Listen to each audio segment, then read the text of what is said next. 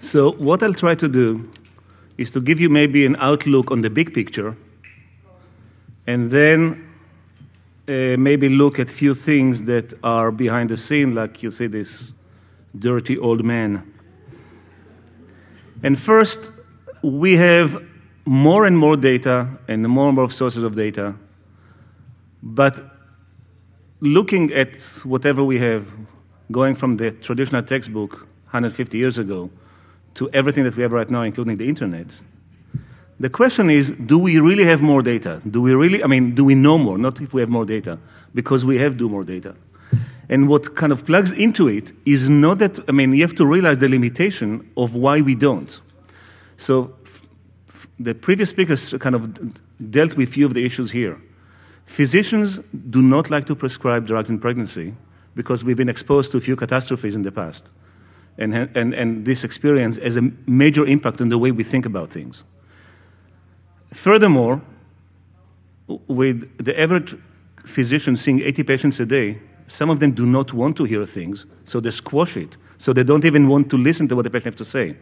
The patients, unfortunately, have the same outlook on life.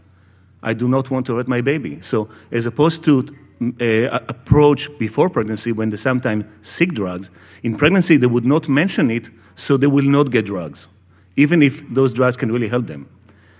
In terms of pharmacy, we had this talk a few weeks ago, and we said that if pharmacy sold bread, nobody would buy bread in pregnancy, because most of the drugs have this kind of labeling issue that this efficacy, the safety was not proven in pregnancy. Unless it's really worthwhile, don't use it. And there are very few companies, as Gidi mentioned before, that are interested in obstetrics. In Canada, there's actually only one. And there have been few cases when drugs were shown to have a clear indication in pregnancy. Obstetricians and regulating bodies went to those companies and asked them to actually add this as an indication, and the companies refused to do it for a variety of reasons. And lastly, because we limit our prescription pattern, usually we do it when there is a severe disease. And then the question is, what caused what? Was it the therapy or the condition initially? So there are a few other confounding issues. One of them I'd like to label as the male factor. The other one is the fetal compartment. And then the issue of the really sick babies. If you look on drug data, most data is in males. There are very few studies done exclusively in females. And when we look at the cohorts of patients, usually the majority are men, as opposed to the usual thing, which is 50-50. In pregnancy, it's really 100% women. We're still waiting for the first man to win the $300,000 prize that is attached to giving birth for a male. And we have less data on pregnancy as such, and we even have less data on late pregnancy. Now, what happens in late pregnancy? First of all, you've got some major volume changes. You have 5 extra liters in the body. Lots of the fluid, and about 70% of the women, is shifting to the extracellular space. There's a much higher level of estrogen progesterone that may affect a variety of drugs in lots of different ways, in excretion, competition receptors, and so forth. And you've got a bunch of placental hormones that circulate in the maternal blood and have major effect as well. I decided to take one example, the Demerol in pregnancy. I don't know if you know, but many of the hospitals in Canada are removing Demerol as a drug to be used in pregnancy. Demerol was part of the lytic cocktail that was given to 90% of pregnant women 50 years ago. And the reason for that is a bunch of both animal studies and human studies showing initially with rats that if you castrate them, if you castrate male rats and expose them to Demerol, it works not as well. If you add estrogen to those rats, it works even worse. And if you add a bunch of other pregnancy hormones, it's even less effective, and there is human data to correlate these kind of findings. And hence the fact that Demerol is probably not a useful drug, and for sure should not be used late in labor, and its role is limited possibly to early labor at most. What about the fetal compartment? So obviously it's larger in late pregnancy. It's quite variable. We have IUGR babies, less than 2.5 kilos, sometimes less than 1.5 kilos, and we have macrosomic babies. 2 weeks ago, I delivered a 13-pounder. So obviously, a 13-pounder will affect differently with the pregnancy than a baby that is 3 pounds. The placental and fetal hormones, there is a major interaction between all the placental and the fetal hormones, especially in initiation of labor. But they affect a variety of other things, including different mechanisms of transfer of different molecules from the mother to the fetus, from the fetus to the mother.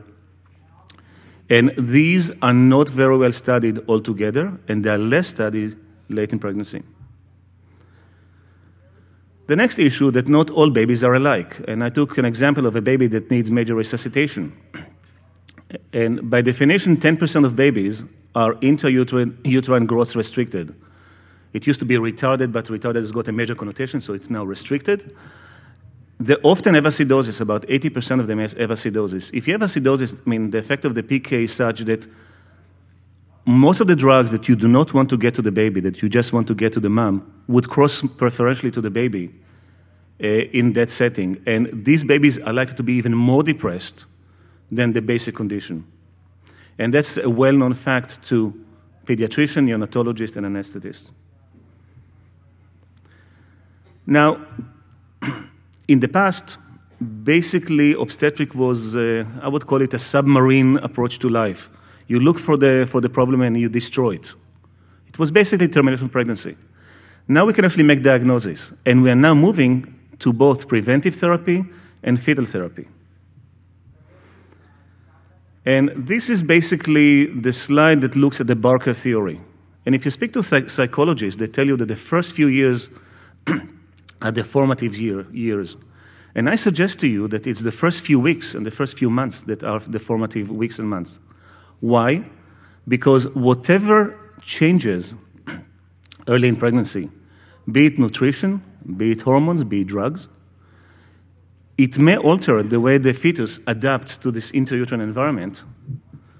It will alter the number of cell and cell types. It may alter the organ structure. It alters the feedback system, and we've got very good data on that from animal models, less so from humans. And it will change metabolic activity and will have long-term effect. And this slide was taken from the Finnish group that has the best ability to look at the Barker theory. Why? Because in Finland, they actually collected data 50 years ago about the weight of the mothers, how it changed throughout the pregnancy, the weight of the babies, and how this weight changed over the years. And you can see that effects in the first, second, and third trimester have a major effect on long-term outcome of those fetuses. And Barker actually found it a while ago. That's kind of a new version of his data. And what he did, he looked at the size of the newborn and correlated it to coronary disease, to death from coronary disease later on in life. And he showed very, very clearly that the bigger the baby were, the better off they were. I mean, they did on the long run. They had less cardiac disease. So this may answer the old question that if bigger is better, and in that respect it is, to a limit. By the way, like everything else, there is the other side of it. When it's too big, it's a problem. We get lots of data from large studies. Most of these studies, actually some of them were done here in Toronto, like these 3 studies, looked at interventions and less at drugs. With drugs, we've got now the MEC study and the ASAP study that I'll dwell on in a few minutes. And there's also a large study about progesterone, the POPI study, that is done by Tony Armstrong from Halifax. So we have some large epidemiological studies looking at these issues. However, you have to realize that there are not that many conditions that affect more than one patient. I can think of only 3. Psychiatry, folie à deux, when the husband and the wife have the same pathology. We dreamt last night. You have the infertility, male and female, and usually in infertility, within a few sessions, it becomes the male or the female, but that's a different story altogether. And you've got a pregnancy when basically you've got the baby and the mother, and whenever you give drugs, you have to think if you benefit the mother on the expense of the baby, or vice versa. And then you have to also think about what else do you do. For instance, if you give steroids for lung maturation, you are likely to induce gestational diabetes. If you give steroids in somebody who might be in early labor or might have broken the membranes, you're going to make the white count go up, which will mask one of your best indicators for an infection. And if you give beta blockers for chronic hypertension, you may flatten the fetal heart rate, and when this woman goes into labor, you are devoid of the ability to make sure that this baby is doing well intrapartum. So if you look at big studies, I mean, one of the things that kind of comes to mind is mortality. Why? It's well defined. We all know intuitively from grade 7 what mortality is, right? It's better documented. And there is a consensus that this is really a poor outcome. However, there is a little problem there. It's kind of a nice problem.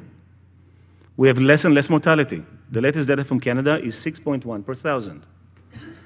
So it's a very rare outcome. The last 7 studies that tried to look at outcome of babies could not use mortality as the outcome variable.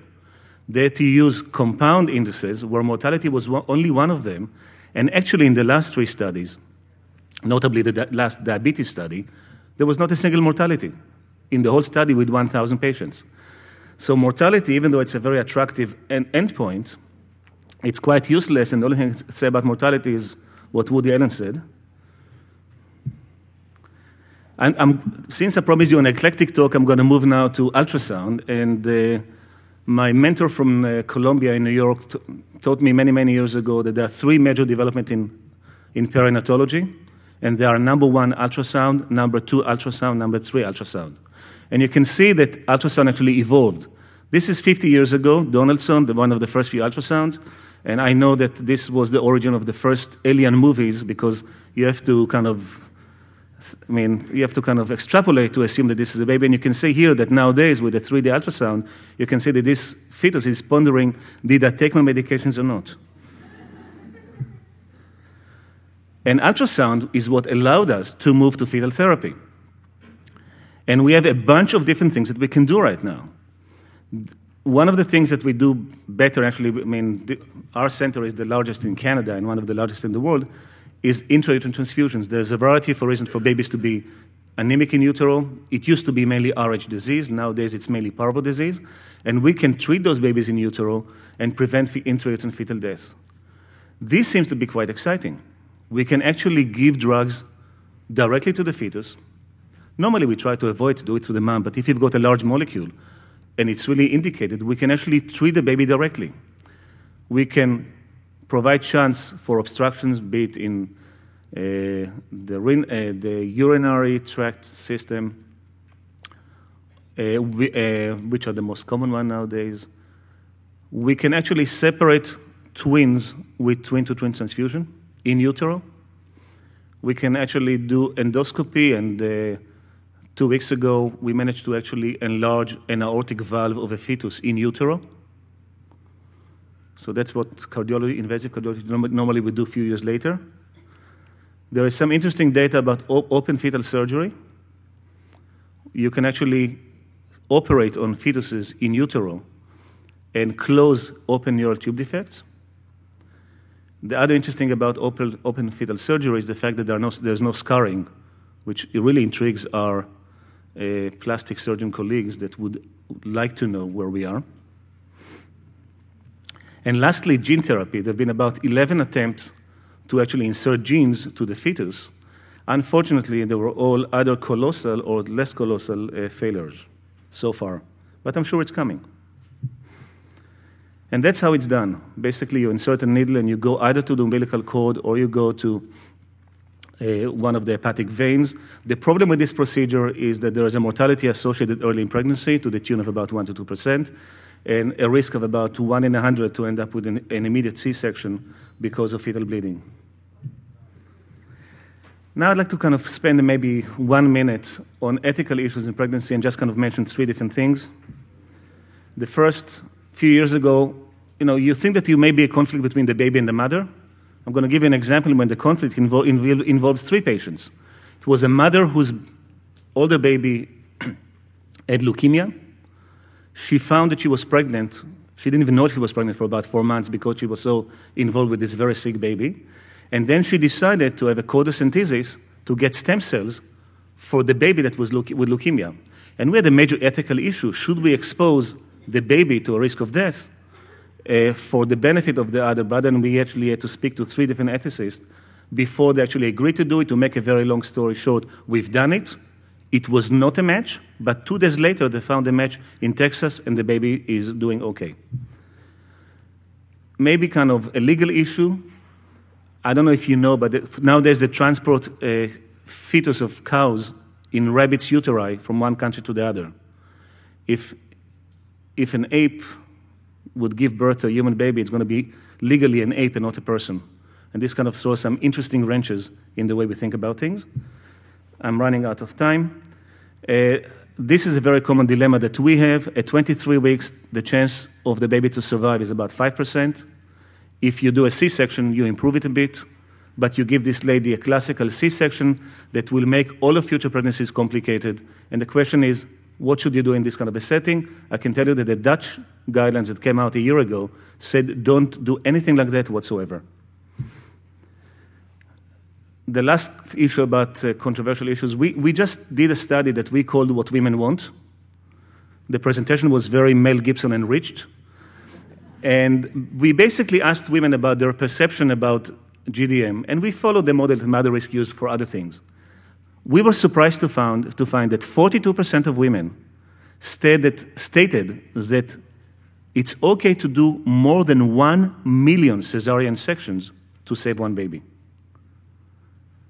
which is very, very different. I mean, the risk of getting a baby compromising labor is about 1 in 1,000. So women acceptance is about 1,000 times less than that. And my last point, and my last few slides are going to be about steroid in pregnancy. It's a very potent drug, affects a variety of systems and organs. The fetal effects are not very well known. It's used in about 7% of pregnancies, and about 7% for the preterm birth that were mentioned 3 talks earlier, in 3% for medical conditions. What Liggins found about 30 years ago, that steroids enhance lung maturity, prevent respiratory distress syndrome. Later studies show that also they reduce intracranial bleeding in those early neonates. And 15 years ago, we found that even when you give surfactant, steroids in utero have an added benefit. And hence the adoption of giving steroids to women that are at risk at premature labor. Then some studies show that the effect lasts for about a week. There was no data at the time to suggest any harmful effect.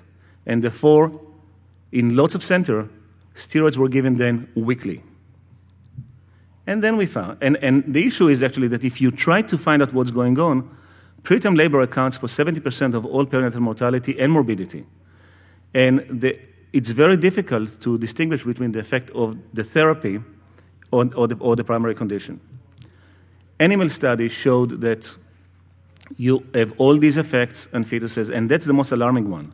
The area in the brain that is in charge of short-term memory is decreased in 5 different species by 40% in volume. And there is some data from animals, again, that the steroids actually alter programming and apoptosis. And the question is, should we actually do it? Should we give repeated steroids? So the MAX study is almost concluded, 1,700 patients out of 2,000. We'll have soon the results. And what we have actually, this study just shows that we don't have good data on long-term outcome.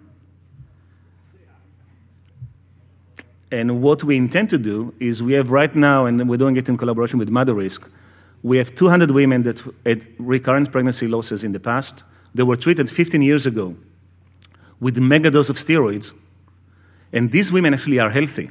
The kids are supposedly healthy, and we intend to follow those babies to see what is the effect of high dose of steroids throughout the pregnancy on their long-term outcome, and we intend to look at diabetes, and there is some data from lineage data that there is glucose intolerance. We tend to look at sex hormones. We tend to look at the adrenal, pituitary adrenal axis. And hopefully we'll have some very significant data soon about the effect of steroids in pregnancy. So the bottom line, is that we actually need to have a systematic approach. We need to use clinical pharmacology, basic principle, so we can actually provide individual care to our patients. Thank you very much.